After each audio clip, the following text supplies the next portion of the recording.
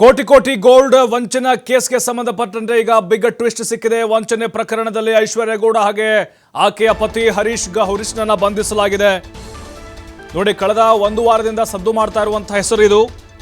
ಒಂದು ಶ್ವೇತಾ ಗೌಡ, ಇನ್ನೊಂದು ಐಶ್ವರ್ಯ ಗೌಡ. ಅವ್ರದ್ದು ಸ್ವಲ್ಪ ಈಗ ತಣ್ಣಗಾಗಿದೆ. ಐಶ್ವರ್ಯ ಗೌಡ ವಂಚನೆ ಪ್ರಕರಣ, ಅದು ಸುಮಾರು 14 ಕೋಟಿ ವಾರಾಹಿ ಜ್ಯುವೆಲರ್ಸ್ ಮಾಲೀಕರಿಗೆ ವಂಚನೆ ಮಾಡಿದ್ರು.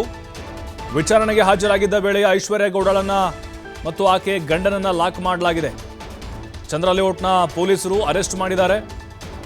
ಇತ್ತ ಮಾಜಿ ಸಂಸದ ಡಿ.ಕೆ. ಸುರೇಶ್ ಅವರ ಹೆಸರನ್ನು ಕೂಡ ದುರ್ಬಳಕೆ ಮಾಡಿಕೊಳ್ಳಲಾಗಿತ್ತು. ಯಾಕಂತ ಹೇಳಿದ್ರೆ ಈ ಪ್ರಕರಣ ಒಂದೊಂದು ತಿರುವನ್ನು ಪಡೆದುಕೊಳ್ತಾ ಇತ್ತು. ಒಮ್ಮೆ ಅಲ್ಲಿ ಹೇಳ್ತಾ ಇದ್ರು, ಒಮ್ಮೆ ಇಲ್ಲಿ ಹೇಳ್ತಾ ಇದ್ರು. ಮಾಧ್ಯಮದ ಮುಂದೆ ಕೆಲವೊಂದಿಷ್ಟು ಆಡಿಗಳು ಬಹಿರಂಗವಾಗಿದ್ರು. ಈಗ ನಟ ಧರ್ಮೇಂದ್ರ ಸಂಕಷ್ಟಕ್ಕೆ ಸಿಲುಕಿದ್ದಾರೆ. ಕಮಿಷನರ್ಗೆ ದೂರು ಕೊಡ್ಲಿಕ್ಕೆ ಮುಂದಾಗಿದ್ದಾರೆ ಮಾಜಿ ಸಂಸದ ಡಿ.ಕೆ. ಸುರೇಶ್ ಅವರು. ಈಗಾಗಲೇ ಹೇಳಿದ್ದಾರೆ ಅವರು ದೂರು ಕೊಡ್ತೀನಿ ಅಂತೇಳಿ. ಯಾಕಂದ್ರೆ ಅವ್ರ ಹೆಸರನ್ನ ಸುಮ್ಮನೆ ಯಾಕ್ರಿ ಹೇಳ್ತಂದ್ರೆ ಇವರು. ಧರ್ಮೇಂದ್ರ ಒಪ್ಕೊಂಡಿದ್ದಾರೆ ಅವರು, ನಾನೇ ಡಿ.ಕೆ. ಸುರೇಶ್ ಅವರು ವಾಯ್ಸಲ್ಲಿ ಮಾತಾಡಿದ್ದು ಅಂತ. ಆ ಆಡಿಯೋದಲ್ಲಿ ಬಹಳ ಕ್ಲಿಯರ್ ಆಗಿದೆ. ಅಣ್ಣನ ಕಾನ್ಫರೆನ್ಸ್ ಆಗ್ತೀನಿ, ಅಣ್ಣ ಅಂದ್ರೆ ಸುರೇಶ್ ಅಣ್ಣ ಅಂತ.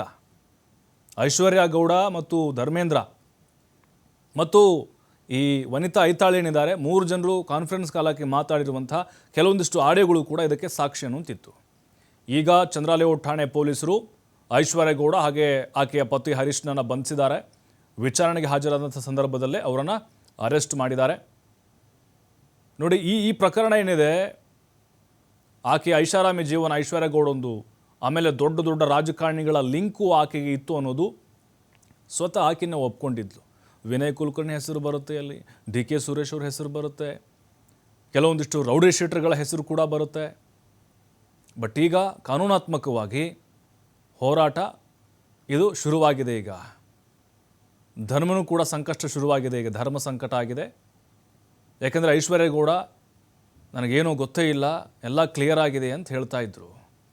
ಅದಾದ ಮೇಲೆ 1-2 ದಿನ ಆದಮೇಲೆ ಈ ಐತಾಳವರು ವಾರಾಹಿ ಜ್ಯುವೆಲರ್ಸ್ನ ಮಾಲೀಕರು ಮೀಡಿಯಾಗೆ ಬಂದಂಥ ಸಂದರ್ಭದಲ್ಲಿ, ನಿನ್ನ ಕಾಲು ಕಟ್ಕೋತೀನಿ ಕಣೆ, ಕೈ ಬೀಳ್ತೀನಿ ಕಣೆ, ಮೀಡಿಯಾಕ್ಕೆ ಹೋಗಬೇಡ, ಎಲ್ಲ ತೆಗೆಸ್ಬಿಡು ಅಂಥೇಳಿ ಕೊಟ್ಬಿಡ್ತೀನಿ, 10 ಕೋಟಿ ಕೊಡ್ತೀನಿ, ಏನು ಇಟ್ಕೊಳ್ಳಲ್ಲ ಅಂತ ಇದೇ ಐಶ್ವರ್ಯ ಗೌಡ ವನಿತಾ ಐತಾಳವರು ಹೇಳ್ತಾರೆ. ಈ ಎಲ್ಲ ಆಡಿಯೋಗಳು ಕೂಡ ರಿಲೀಸ್ ಆದವು ಮಾಧ್ಯಮಗಳ ಒಳಗಡೆ. ಹಾಗಾಗಿನೇ ಈ ಪ್ರಕರಣ ನೋಡಿ, ಈಗ ಐತಾಳ್ ವಿರುದ್ಧವೂ ಕೂಡ ಐಶ್ವರ್ಯ ಗೌಡ ಕೆಲವೊಂದಿಷ್ಟು ಸ್ಫೋಟಕ ಮಾಹಿತಿಯನ್ನು ಬಿಚ್ಚಿಟ್ಲು. ಯಾರ್ಯಾರೆಲ್ಲ ಲಿಂಕ್ ಇದ್ದಾರೆ, ಕೆಲವೊಂದಿಷ್ಟು ಫೋಟೋಗಳು ಕೂಡ ಆಕೆಯದ್ದು ಕೂಡ ವೈರಲ್ ಆಯಿತು.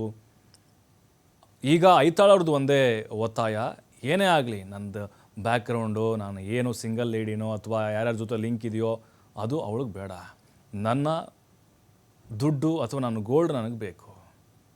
ಅಂದರೆ ಗೋಲ್ಡ್ ತೆಗೆದುಕೊಂಡಿದ್ದಾಳೆ, ಸುಮಾರು 14 ಕೋಟಿ, 10 ಕೋಟಿ ಆಗಿದೆ, 14 ಕೋಟಿ ಆಗಿದೆ ಎಲ್ಲ ಸೇರಿ, ಅದು ನನಗೆ ವಾಪಸ್ ಬಂದರೆ ಸಾಕು ಅಂತ ಆಕೆ ಕೇಳ್ಕೊಳ್ತಾ ಇರೋದು.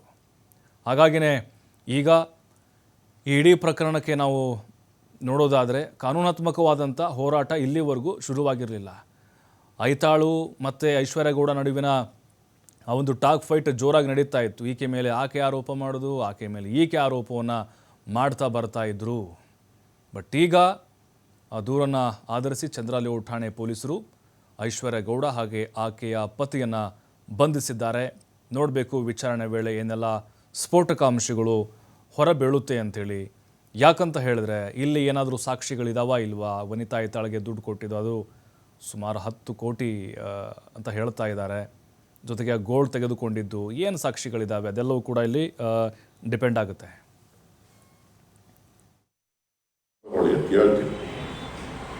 ನಿಮಗೆ ಕಳಿಸ್ತೀನಿ, ಪತ್ರನೂ ಕಳಿಸ್ತೀನಿ. ನನ್ನ ಹೆಸರನ್ನು ಯಾರು ದುರ್ಬಳಕೆ ಮಾಡಿಕೊಂಡಿದ್ದಾರೆ ಅವ್ರ ಮೇಲೆ ಸೂಕ್ತ ಕ್ರಮ ತಗೊಳ್ಳಿ ಅಂತೇಳಿ ಪತ್ರವನ್ನು ಕೂಡ ನಾನು ಬರೀತೇನೆ. ರೆಡಿ ಮಾಡೋಕ್ಕೆ ಹೇಳಿದ್ದೆ, ರೆಡಿ ಮಾಡಿದ್ದಾರೆ. ಅದರಲ್ಲಿ ಏನಿದೆ ಸರಿಯಾಗಿ ಮಾಡಿದಾರಾ ಇಲ್ವಾ ಅನ್ನೋದನ್ನು ಗಮನಿಸಿ ಇನ್ನೊಂದು 2 ದಿನದೊಳಗಡೆ ಪೊಲೀಸ್ ಕಮಿಷನರ್ಗೆ ಪತ್ರ ಬರೆದು ಸೈನ್ ಹಾಕಿ ಕಳಿಸ್ಕೊಡ್ತೀನಿ. ಈಗ ಇದೆಲ್ಲ ಇವರೆಲ್ಲ ಸಿನಿಮಾದವ್ರು ಸೇರ್ಕೊಂಡು ಏನೇನೋ ಮಾಡ್ತಾ ಇರ್ತಾರ್ರಿ, ಏನ್ರಿ ಮಾಡ್ಲಿ ನಾನು. ಅದೇ ಈಗ ಬರೆದು ಹೇಳಿದ್ನಲ್ಲಪ್ಪ, ಪತ್ರ ಬರಿತಾ ಇದ್ದೀನಿ ಪೊಲೀಸ್ ಕಮಿಷನರ್ಗೆ ಸಂಬಂಧಪಟ್ಟಂತ ಇದ್ರ ಬಗ್ಗೆ ತನಿಖೆ ಮಾಡಿ ಅಂತೇಳಿ ಪತ್ರ ಬರಿತೀನಿ. ಅವ್ರು ನನ್ನ ಹೆಸರು ಹೇಳಿದ್ರೆ, ನನ್ನ ಹೆಸರು ಬಳಸ್ಕೊಂಡು ದುಡ್ಡು ವಸೂಲಿ ಮಾಡಿದರೆ, ನನ್ನ ಹೆಸರು ಹೇಳ್ಕೊಂಡು ಏನಾರ ಮಾಡಿತ್ತು ಅಂತ ಅಂದರೆ ಏನು ಬೇಕಾದ್ರೂ ಕ್ರಮ ತಗೊಳ್ಳಿ ಅಂತ ಹೇಳ್ತೀನಿ. ನಿಮಗೆ ಕಳಿಸ್ತೀನಿ, ಪತ್ರನೂ ಕಳಿಸ್ತೀನಿ. ನನ್ನ ಹೆಸರನ್ನು ಯಾರು ದುರ್ಬಳಕೆ ಮಾಡಿಕೊಂಡಿದ್ದಾರೆ ಅವ್ರ ಮೇಲೆ ಸೂಕ್ತ ಕ್ರಮ ತಗೊಳ್ಳಿ ಅಂತೇಳಿ ಪತ್ರವನ್ನು ಕೂಡ ನಾನು ಬರಿತೇನೆ. ರೆಡಿ ಮಾಡೋಕ್ಕೆ ಹೇಳಿದ್ದೆ, ರೆಡಿ ಮಾಡಿದ್ದಾರೆ. ಅದರಲ್ಲಿ ಏನಿದೆ ಸರಿಯಾಗಿ ಮಾಡಿದಾರಾ ಇಲ್ವಾ ಅನ್ನೋದನ್ನು ಗಮನಿಸಿ ಇನ್ನೊಂದು 2 ದಿನದೊಳಗಡೆ ಪೊಲೀಸ್ ಕಮಿಷನರ್ ವಿಕ್ಟೋರಿಯಾ ಆಸ್ಪತ್ರೆಗೆ ಐಶ್ವರ್ಯ ಗೌಡ ಹಾಗೆ ಆಕೆ ಗಂಡ ಹರೀಶ್ನನ್ನ ಶಿಫ್ಟ್ ಮಾಡಲಾಗಿದೆ. ಆರೋಪಿಗಳಾದಂತಹ ಪತಿ ಹಾಗೆ ಪತ್ನಿಗೆ ಮೆಡಿಕಲ್ ಟೆಸ್ಟ್ ಕೂಡ ನಡೆಸಲಾಗಿದೆ. BP, ಶುಗರ್, ECG ಕೂಡ ವೈದ್ಯರು ಮಾಡಿದ್ದಾರೆ. ಈಗ ವಿಕ್ಟೋರಿಯಾ ಆಸ್ಪತ್ರೆಯಲ್ಲಿ ವೈದ್ಯಕೀಯ ಪರೀಕ್ಷೆ ನಡೆಸಲಾಗಿದೆ.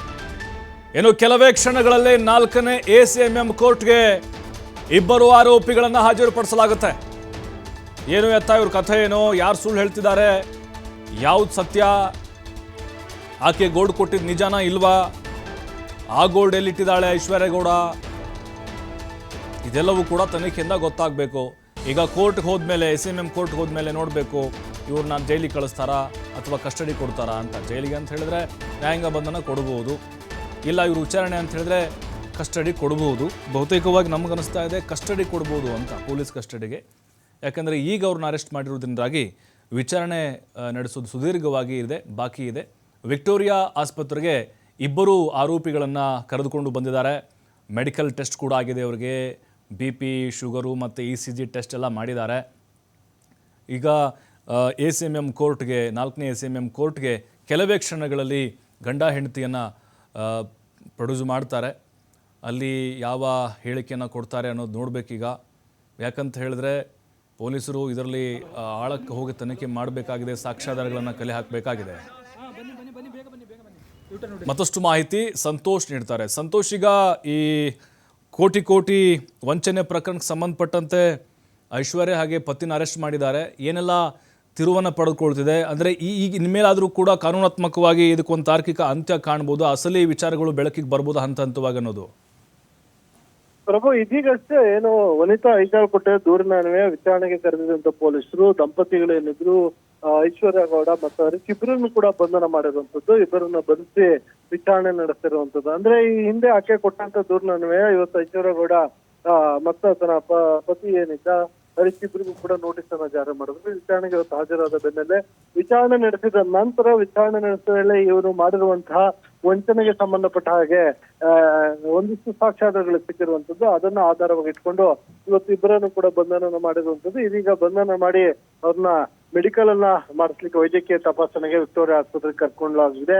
ಅಲ್ಲಿಂದ ನೇರವಾಗಿ ಕೋರ್ಟ್ಗೆ ಅವ್ರನ್ನ ಹಾಜರುಪಡಿಸಲಾಗುತ್ತೆ. ನ್ಯಾಯಾಧೀಶರ ಮುಂದೆ ಹಾಜರುಪಡಿಸಿ ಇನ್ನು ನಾಳೆ ಭಾನುವಾರ ಇರುವಲ್ಲಿ ಅವ್ರನ್ನ ಇವತ್ತು ಕಸ್ಟಡಿಗೆ ತೆಗೆದುಕೊಳ್ಬಹುದು, ಇಲ್ಲ ಅಂದ್ರೆ ಜೇಸಿಗೆ ಕೊಡೋ ಸಾಧ್ಯತೆ ಇರುತ್ತೆ. ನಾಳೆ ಭಾನುವಾರ ಒಂದಿನ ಜೇಸಿಗೆ ಕೊಟ್ಟ ನಂತರ ಸೋಮವಾರ ಮತ್ತೆ ಪೊಲೀಸರು ಹೆಚ್ಚಿನ ಪ್ರಕರಣಕ್ಕೆ ಸಂಬಂಧಪಟ್ಟ ಹಾಗೆ ವಿಚಾರಣೆ ಮಾಡ್ಲಿಕ್ಕೆ ಅವಶ್ಯಕತೆ ಇದ್ದಿದ್ದೇ ಆದಲ್ಲಿ ಅವ್ರನ್ನ ಪುನಃ ಪೊಲೀಸ್ ಕಸ್ಟಡಿಗೆ ತೆಗೆದುಕೊಳ್ಳುವಂತ ಸಾಧ್ಯತೆಗಳಿರುತ್ತೆ.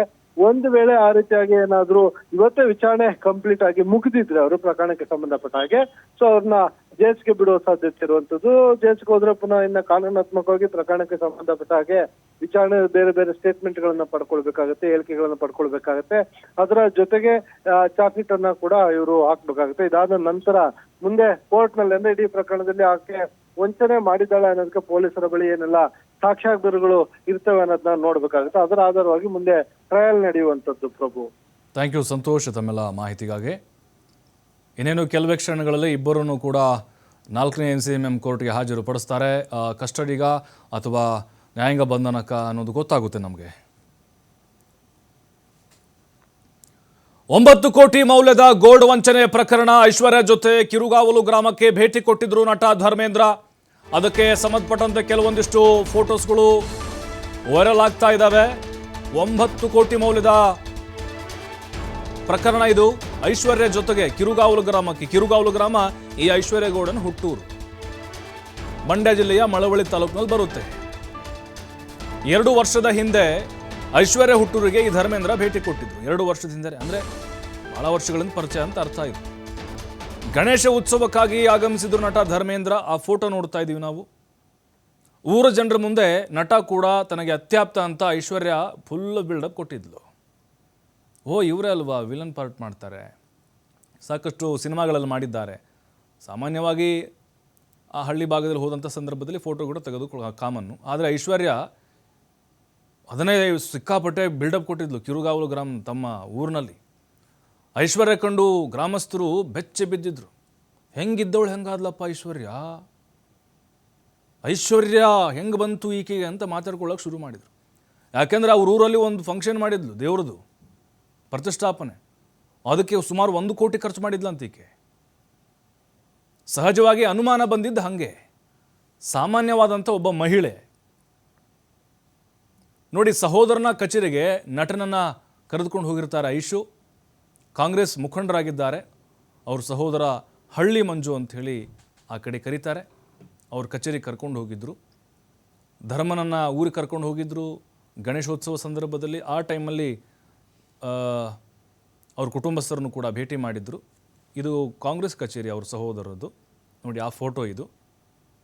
ಅವರ ಸಂಬಂಧಿಕರಿದ್ದಾರೆ, ಮಗು ಇದೆ, ಐಶ್ವರ್ಯ ಇದ್ದಾರೆ, ಧರ್ಮ ಇದ್ದಾರೆ. ನೋಡಿ ಇವೆಲ್ಲ ಫೋಟೋಗಳು ಐಶ್ವರ್ಯ ಗೌಡ ಮತ್ತು ಧರ್ಮ ಇಬ್ಬರ ನಡುವೆ ಹಲವು ವರ್ಷಗಳಿಂದ ಪರಿಚಯ ಇತ್ತು ಅನ್ನೋದಕ್ಕೆ ಸಾಕ್ಷಿ ಹೇಳ್ತಾ ಇದ್ದಾವೆ. ಧರ್ಮಗೂ ಕೂಡ ಈಗ ಸಂಕಷ್ಟ ಶುರುವಾಗಿದೆ. ಧರ್ಮ ಆಲ್ರೆಡಿ ಒಪ್ಕೊಂಡಿದ್ದಾರೆ ಇಬ್ಬರು ಪರಿಚಯ ಅಂತೇಳಿ. ಆದರೆ ಇಲ್ಲಿ ಇವ್ರ ಪಾತ್ರ ಏನಿದೆ, ಸುರೇಶ್ ಅವರ ವಾಯ್ಸ್ನಲ್ಲಿ ಇವ್ರು ಮಾತಾಡಿದ್ದನ್ನು ಕೂಡ ಒಪ್ಕೊಂಡಿದ್ದಾರೆ. ಹಾಗಾಗಿ ಅವರ ಇಬ್ಬರ ಮಧ್ಯೆ ಇವ್ರಿಗೂ ಕೂಡ ಈಗ ಕಾನೂನಾತ್ಮಕವಾಗಿ ಕಂಟಕ ಎದುರಾಗ್ತಾ ಇದೆ.